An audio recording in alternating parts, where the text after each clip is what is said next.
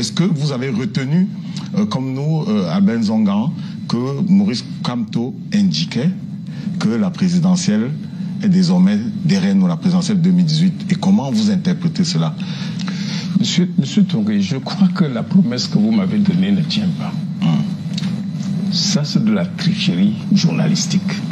Vous ne pouvez pas prendre une déclaration au milieu. On lui a demandé s'il maintient qu'il a été élu en 2018. Il a dit il a été élu.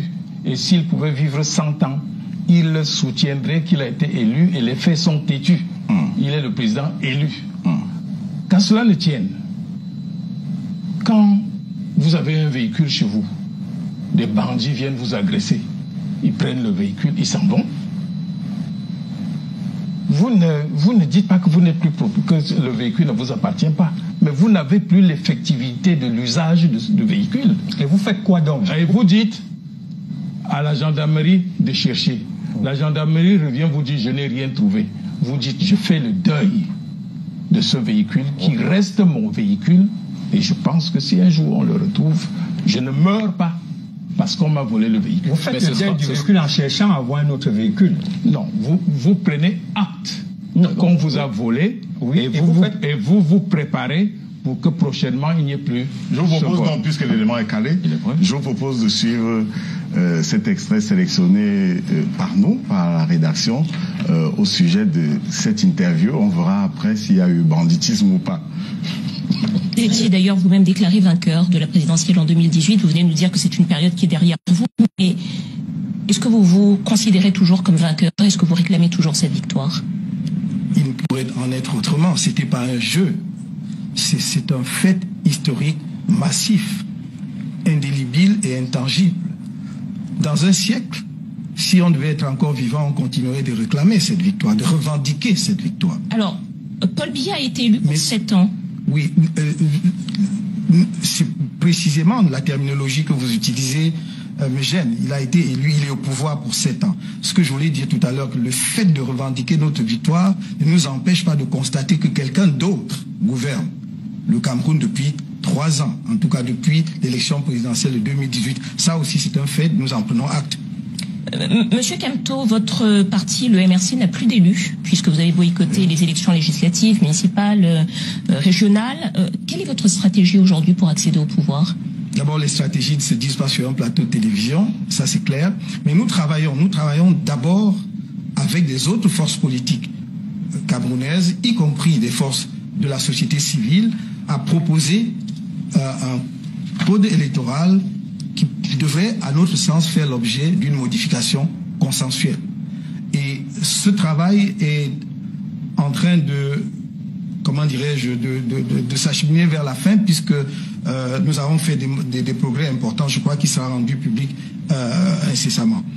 C'est une première étape parce qu'il nous semble que pour qu'il y ait des élections apaisées au Cameroun, il faut qu'il y ait un consensus minimum sur les règles du jeu. Et c'est ce que nous demandons depuis près d'une dizaine d'années, pas nous seuls d'ailleurs, les autres forces politiques également. Il faudra donc que ce travail soit fait, que nous allions également vers le gouvernement. Nous ne sommes pas dans une démarche d'exclusion. Nous avons toujours d'ailleurs tendu la main. Nous irons vers le gouvernement pour dire voici un texte autour duquel nous pouvons nous entendre et le soumettre à l'Assemblée nationale pour avoir un code amendé consensuellement. Alors vous êtes le chef du MRC, Mouvement pour la Renaissance du Cameroun. Plusieurs cadres de votre... Ah ben donc, quand vous avez écouté l'extrait sélectionné. Oui. Je ne crois pas que je peux être plus clair que lui. Il vous dit, quelqu'un nous a volé notre victoire, il gouverne depuis 7 ans. Il a ses militaires, il a sa police. Nous avons essayé de revendiquer, on nous a mis en prison. Nous prenons acte que le bandit nous a volé et que ce bandit est protégé par la police. Donc, vous n'allez pas aller vous suicider. On dit, bon, néanmoins, nous pensons que le monde ne s'arrête pas là. On regarde pour dire, comment peut-on faire pour que plus jamais cela? Et la solution qu'on propose, c'est faisons un code électoral consensuel. Et quand on aura fait ce code, pour être sûr que celui qui sera choisi par les Camerounais sera celui qui prendra effectivement les rênes du pays alors là, tout le monde s'en ira. Mais vous voulez qu'ils vous disent que nous allons encore rentrer au cachot pour 9 mois parce que les marches vont se poursuivre. Mais ce sera bien la deuxième fois que Maurice Kamto le dirait. Il y a eu une première fois où il a déclaré au QG de Grand Moulin qu'il ne voulait pas que des militants du MRC meurent, il l'a dit, et qu'il fallait tourner la page de l'élection de 2018. Sauf que quelques semaines après, on annonçait un plan avec des marches, et cette fois-ci encore, quelle est la garantie qu'on a que ce sera la bonne et que véritablement cette page est tournée? Monsieur, si vous êtes vraiment journaliste, je le suis. Bon, la marche, c'est vraiment mettre un pied devant et un autre qui le suit. Oui. Mais la marche est toujours précédée d'un motif. Oui. Les motifs de nos marches n'étaient plus les élections, c'était la fin de la guerre au Nozo, c'était faire un code électoral consensuel. Mais à ça qu'on parle la marche du 26 janvier 2019. Non, c'était après. C'était après la déclaration de Douala. Souvenez-vous bien. C'était après la tournée après la présidentielle. Effectivement. Maurice Kamto a fait une tournée après la présidentielle et il a fait cette déclaration. Mais monsieur, les marches que nous avons faites après, c'était pas pour revendiquer la victoire. C'était pour dire, maintenant que nous nous trouvons là, faisons tout pour que nos frères ne meurent plus dans le nord-ouest. Faisons tout pour que prochainement, s'il y a un vote, que l'élu soit effectivement celui qui est élu. Non, fixons bien les téléspectateurs. Vous parlez des marches du 22 septembre ou des marches du 26 janvier? Laissez-moi les dates des marches. Je vous dis les motifs de nos marches. Oui. C'est vous qui êtes là pour... Nos premières marches, c'était pour dire nous avons gagné. Voilà. On nous a pris pour mettre en prison. Voilà. Nous avons compris que le voleur est plus fort que nous. On a dit, bon, comment faire pour que si demain quelqu'un d'autre gagne, ça ne lui arrive pas ce qui nous arrive. Pour que ça n'arrive pas, commençons par faire la paix. Faisons que nos gendarmes, nos policiers, nos frères ne meurent pas dans le Nozo. Et ensuite, faisons en sorte que ce que nous avons constaté, que Elekam était un instrument au service d'un parti en discussion dans le vote, faisons en sorte qu'il y ait un code électoral consensuel qui garantit à chacun les suffrages qu'il aura reçus au cours d'un vote. Président Albert Nzonga, vous êtes le conseiller du président du MRC. Alors lorsque dans cette interview-là, il laisse croire que la page de cette élection-là est tournée, qu'est-ce que vous mettez à l'intérieur aujourd'hui si on parle de la page des élections tournées dans le MRC? Vous, conseiller de Maurice Kamto, qu'est-ce que vous mettez à l'intérieur? Nous mettons à l'intérieur ce que vous mettez sur le sultan Joya qui est mort. Nous disons que nous avons eu une victoire qui a été volée et nous nous préparons maintenant pour que plus jamais cela vis-à-vis des nôtres. C'est ça le discours, dit qu'on se prépare pour que jamais cela? Oui, monsieur. Un parti politique, c'est quoi? C'est en perpétuelle recherche de la victoire pour gérer. Alors, une première victoire nous a été volée. D'après vous, nous devrions cesser d'exister, dire ok, comment on nous a volé. C'est parce que nous disons. On pose les questions. Laissez-moi m'exprimer. Parce que dire que cet enfant est mort, je n'en parle plus, je sais que je ne l'aurai plus. Maintenant, je me prépare pour que si d'autres enfants naissent, qu'ils ne meurent plus. Justement, c'est de ça qu'il est question. Comment on fait? Mais comment on fait? On fait un code électoral consensuel. On accepte que désormais Elekam ne peut pas être membre du RDPC et gérer une élection dite démocratique, alors qu'au fond, ce n'est que de l'escroquerie. C'est le même discours depuis pratiquement 2 ans. Mais vous vouliez qu'on tienne quel discours? Nous n'avons pas d'armée. Vous voulez qu'on aille déloger Paul Biya avec une armée? La politique, c'est quoi? C'est le discours, c'est le programme, c'est le parler. Vous voulez qu'on tienne quel discours? Vous voulez maintenant qu'on vous dise que, ok, nous avons les moyens, on va aller par la sorcellerie, on va tuer Paul Biya et on va installer un autre à sa place. Nous disons que la vie continue. Et pour que la vie continue, pour 2025. Et pour que la vie continue, il faut que les Camerounais, s'ils veulent vraiment jouer leur rôle, qui est celui de la possession effective du pouvoir, fassent en sorte que leur vote ne soit plus volé. Et pour que le vote ne soit plus volé, nous disons, il faut au minimum un code électoral consensuel. Mais en face, vos adversaires indiquent que vous n'avez pas les coudées franches pour faire modifier la loi. C'est-à-dire qu'il faut être représenté, au Parlement pour déclencher la modification. Non, écoutez, monsieur, vous parlez à un ancien parlementaire. D'abord, personne n'a les coups franchement. Nous sommes dans un pays où ni les députés du parti au pouvoir, ni les députés de l'opposition ne peuvent réussir à introduire une loi à l'Assemblée. C'est déjà une entorse. Donc toutes les lois ne sont... Aucune proposition de loi n'arrive, c'est les projets de loi. C'est-à-dire les lois venant du gouvernement. Bon, nous disons, si il fallait être au gouvernement pour proposer des changements, mon Dieu, ça veut dire que vous là, vous les journalistes, vous n'avez même pas le droit de critiquer. Toutes les critiques, toutes les suggestions prises dans la bouche des Camerounais devaient être prises en considération et mises en forme par ceux qui ont la qualité. C'est-à-dire, si nous ne sommes pas à l'Assemblée, nous pensons que les députés du SDF, les députés du PRL, tous ceux qui se disent de l'opposition ou même du pouvoir représentent le peuple. Parce que le député est un représentant du peuple et non un représentant de son parti. Donc si un député même du RDPC pense que c'est pertinent, les propositions que nous faisons, il en fait sien. Et on discute à l'Assemblée. Malheureusement, on ne veut rien discuter à l'Assemblée. On impose à l'Assemblée jusqu'ici. Et vous ferez comment avec vous dites que d'ici 2025, ça va changer. C'est ça la question, justement. Non, monsieur, je crois que vous voulez jouer à la prestidigitation. Nous sommes des hommes politiques. Non, c'est vous qui voulez jouer à la prestidigitation. Parce qu'en réalité, vous dites quelque chose et son contraire. Vous dites, on ne peut pas... On est dans la même émission. Je vous dis que notre rôle, monsieur le journaliste, c'est de constater, de proposer, de demander... Tout en sachant qu'en proposant, ils ne feront rien. Parce que qui vous a dit ça? Vous venez de dire là. Qui vous a dit? On ne sait jamais. Vous savez que demain sera comment? Ah bon? C'est ce que vous avez dit tout à l'heure là. Donc vous pensez que c'est le politique qui emportera? Le peuple, à force d'être éduqué, finira par se prendre en main et sera au-dessus de toute personne usurpateur. Nous comptons sur le peuple et nous éduquons donc le peuple. Nous expliquons au peuple le pourquoi de ceci, le pourquoi de cela, le pourquoi de ceci. Les prochaines séances électorales, c'est 2025. Vous pensez pouvoir le faire en 2-3 ans? Nous, on ne pense pas Non, ça peut se faire en un jour.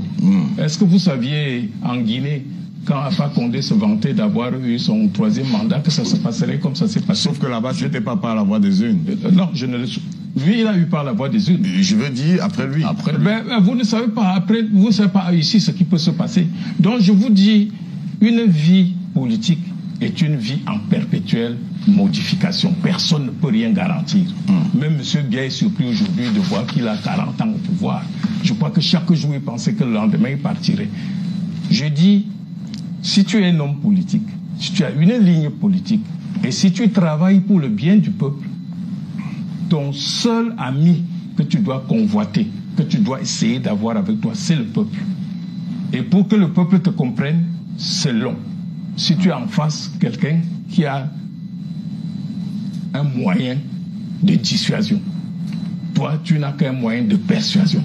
L'autre arrive avec le Mami Wata, il verse l'eau, chacun se dit, hey, je vais écouter sa mère dans mon lit. Donc, tu prends ton temps. Même à l'école, c'est ça. C'est pour ça que vous faites la CIL, le cours préparatoire, le cours élémentaire 2, et vous finissez à l'université. Nous sommes en train de former les Camerounais, de les sortir de la peur, pour qu'ils sachent que le pouvoir leur appartient. Ça n'appartient pas à Kamto, ça n'appartient pas à Biya. Et pour qu'ils sachent qu'aucune armée, ni le BIR, ni le quoi, ne peut vaincre un peuple décidé à conquérir sa liberté. C'est ça notre rôle. Vous êtes conseiller spécial du président Maurice Kamto.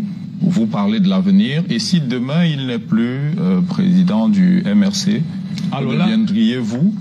Non, je suis le conseiller du président du MRC. S'il n'est pas président du MRC, quelqu'un d'autre sera président du MRC.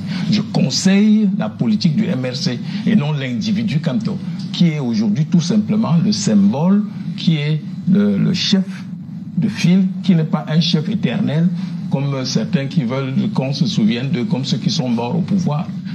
Si Kamto se souciait de cela, on serait allé aux élections pour avoir 2 députés pour faire du cinéma, pour que demain il soit candidat. Mais il a fait don de soi-même, don de sa carrière politique en disant on n'y va pas. tout en sachant que si tu n'as pas de député, il y a de fortes chances que tu ne sois même pas candidat à l'élection.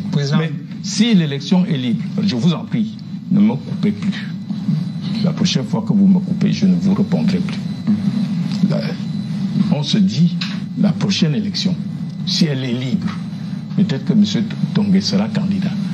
Peut-être que M. sera candidat. Si nous avons la possibilité de choisir, quand on n'est pas un dieu, il y a 1000 Camerounais qui peuvent faire mieux que lui. Si nous avons la possibilité de choisir quelqu'un, je dis nous... Ça peut être vous. Non, mais pourquoi pas? Je dis nous, le peuple camerounais. Vous attendez votre moment. Oh, je n'ai pas cette ambition, c'est derrière moi. J'ai été 2 fois, juste pour montrer aux gens qu'il ne faut pas dire il y a du sel, il y a trop de sel dans un aliment que vous n'avez pas goûté. Je suis allé pour prouver qu'avec ces gens-là, si tu veux dîner avec eux, prends une fourchette de 3 mètres, tu te tiens loin avant de tendre dans la... Donc aujourd'hui, je parle de ce que je connais, de l'expérience que j'ai vécue. Et je veux partager cette expérience avec d'autres qui rêvent, pour leur dire que ce que vous voyez là, il n'y a que le peuple pour les dégommer. Parce que là où ils sont, ils ont dit vie, mort. Ils n'ont pas vie et une autre vie après là-bas. Ils ont la mort après là-bas. Président, je voulais dire ceci, le principe d'une émission interactive, c'est pas de menace, parce que vous commencez d'abord par dire que vous allez arracher la parole. Ce que je voulais dire, généralement, vous avez un franc-parler très poussé. Dites-nous concrètement, est-ce que vous êtes écouté en tant que conseiller spécial de Maurice Kamto? Est-ce que vous êtes écouté? Est-ce que vous assumez? Écoutez, pas celui que vous conseillez. Pas celui que vous conseillez. Est-ce que vous assumez est-ce que vous assumez sa ligne politique? Est-ce que vous êtes à la bonne place? Mon ami, vous, Albert Zonga, est-ce que, sincèrement, vous ne vous sentez pas à l'étroit, simplement à venir murmurer des conseils qui parfois ne sont pas... Non, tous mes conseils. D'abord, je suis dans l'équipe le plus âgé, l'un des plus âgés. Je suis le plus expérimenté et je peux vous rassurer que quand je donne des conseils avisés, ils sont suivis. C'est vous qui avez dit au président Kamto de ne pas aller à l'élection. Oui. Et nous ne le regrettons pas. D'ailleurs... Parce que ça vient de vous. Non, mon cher ami, j'ai dit nous. Vous et lui, uniquement. Non, nous... Apparemment, ça a fait beaucoup de mécontents. Ah oui, revenons-en. Revenons-en. Ça ne pouvait faire que des mécontents et nous le savions. Parce que nous avions dans nos rangs les chasseurs de primes. Les gens qui ne militaient pas, qui se voyaient tel conseiller, tel maire, et ils militaient en fonction de ce qu'ils seraient. Mais est-ce qu'on peut raisonnablement le leur reprocher, monsieur le Président? Non, monsieur. L'ambition est personnelle. Mais la ligne politique est commune. Si vous estimez qu'en gagnant 2 mairies, vous perdez votre aura sur la place politique, vous sacrifiez les 2 mairies. Mais quand vous sacrifiez les 2 mairies, les 2 personnes qui se voyaient déjà maires et qui voyaient déjà une voiture à leur service sont mécontents. Vaut mieux faire 2 mécontents que de sacrifier l'avenir. Cher monsieur, je vous propose d'écouter Maurice Kamto lui-même sur la question, parce qu'au cours de cette interview que nous avons pillée, entre guillemets, nous avons sélectionné aussi un extrait qui concerne la gestion, qu'on dit un peu autocratique, au sein du MRC. Et nous avons la réponse de Maurice Kamto et nous pourrons débriefer tout de suite après. Et consensuellement. Alors, vous êtes le chef du MRC, Mouvement pour la Renaissance du Cameroun. Plusieurs cadres de votre parti ont pris leur distance récemment. Je pense notamment à l'avocate Michel Ndoki, à Célestin N'Djamène également, qui a créé son parti.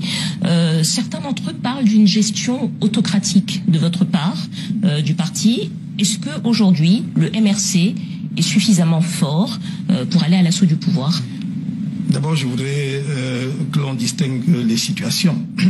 À ma connaissance, Madame Ndoki n'a pas démissionné du MRC. Elle a pris ses distances. Je l'aurais su. Qu'est-ce que ça veut dire prendre des distances? Je vois pas ce que ça veut dire. Si dès lors qu'un cadre du MRC s'exprime, et peut même avoir une opinion différente de celle du directoire national du parti, cela signifie qu'il a pris ses distances, alors on doit trouver des situations similaires dans beaucoup d'autres partis politiques et pas seulement au sein d'une autre, y compris le parti qui dirige le Cameroun aujourd'hui.